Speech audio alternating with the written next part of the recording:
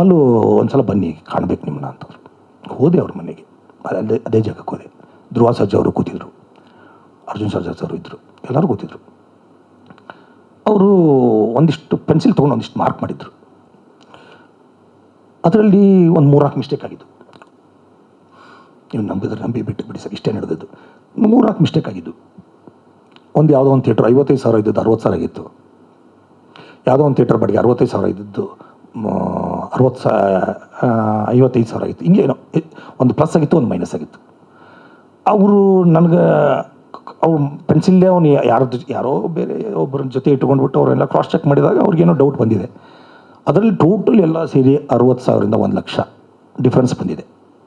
Difference ಬಂದಿದ್ದು ನಿಜ ಒಪ್ಕೊತೀನಿ ನಾನು.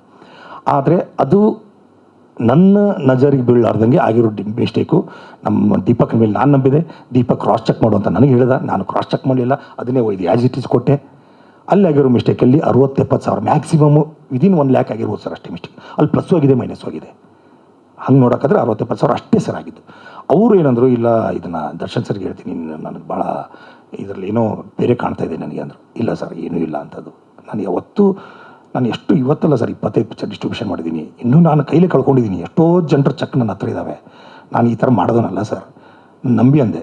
ಅವರು ಇಲ್ಲ ಇದರಲ್ಲಿ ಏನೋ ಆಗಿದೆ ಅಂತ. ಅವ್ರು ಏನು ಅನ್ನಲಿಲ್ಲ, ನನಗೇನು ಪಾಪ ಅನ್ನಲಿಲ್ಲ.